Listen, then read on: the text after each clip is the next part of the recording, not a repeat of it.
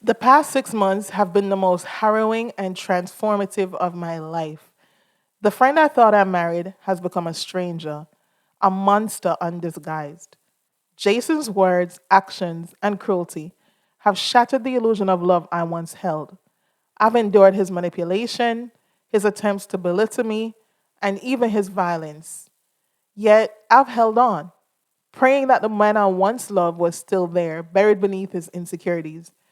But the night he put his foot on my face, I knew I had to leave him. I began to make quiet plans to leave, consulting with my attorneys and reallocating my assets. Jason's mood swings grew darker, his remarks sharper and more hurtful.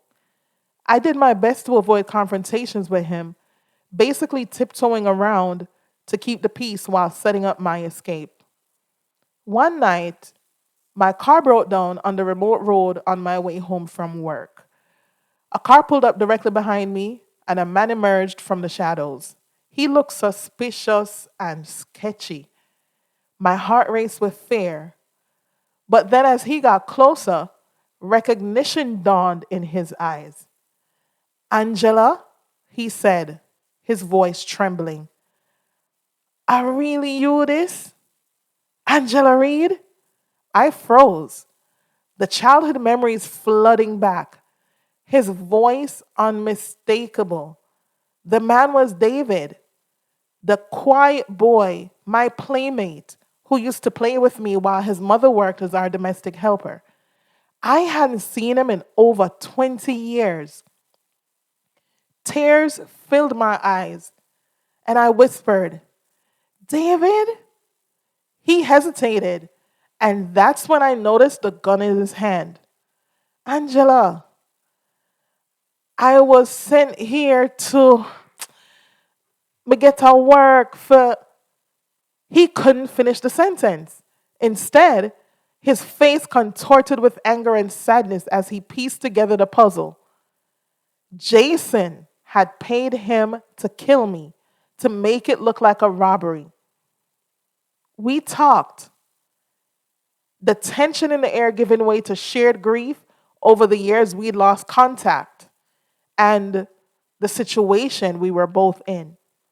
He told me about his life after his mother's death, how he'd been sent to relatives who abused him, how he'd struggled to survive, and how he'd ended up in this life. I told him about my marriage, the love that turned into a nightmare, and my plans to leave. David told me he would take care of everything. He swore he wouldn't let Jason get away with this. He doesn't deserve you, Angela.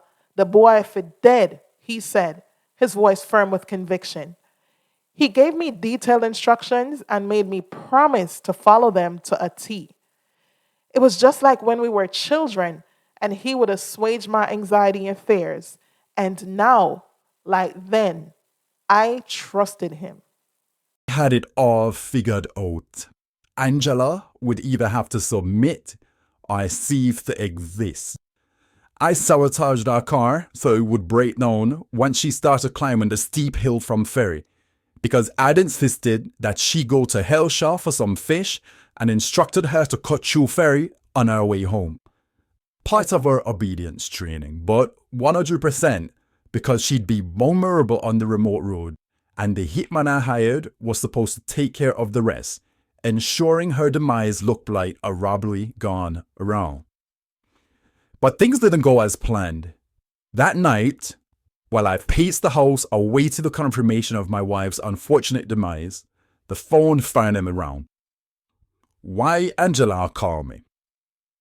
I answered, annoyance and anger coating my voice. But it was the hitman telling me something had gone wrong and he couldn't locate the keys to move the vehicle. The brother of sin?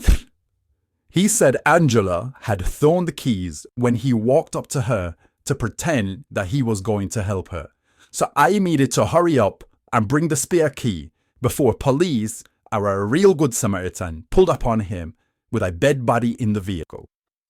I grabbed the keys, hurriedly rushed out to where he told me the vehicle was. I pulled up apprehensively. Even though I wanted to get rid of her, I didn't anticipate seeing her with her soul potentially still hovering around.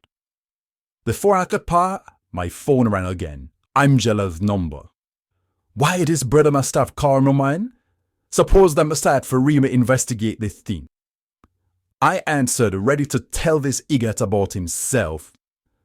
But it wasn't the hitman's voice. It was Angela's.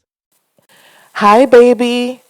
I'm so sorry that I'm not home yet. My car broke down on the ferry road and I'm waiting for a tow truck, so I'm sending your food with a taxi because I don't want it to get cold. And because my whole purpose is to please you, and you even insisted that I go all the way to Helsha for this food, I want to make sure that you get it hot. And guess what? I got you some roasted corn. But don't worry, I ran into an old friend who's helping me, so I should be okay while I wait for the tow truck. But I really want to make sure you get your food hot, your escovitch fish with extra pepper, and the corn them. Something alright. Why she sound so jovial? Hey girl, we are me an old friend, and I don't even like crime. I would wear it. She answered me in a steady voice laced with venom. You thought you could kill me? You think that you were going to come into my life, take my dignity, then add injury to insult, and I wouldn't fight back? Panic seized me, but Bemi start at the same time. How was she alive? What went wrong? Before I could even string together a coherent thought, the line went dead. Still frozen with confusion, I heard footsteps approaching. Are the hitman? His face was cold, his eyes burning with fury. He didn't speak as he raised the gun, and my pleas fell on deaf ears. Please, my youth, we'll pay you more. Whatever them deal, we'll double it.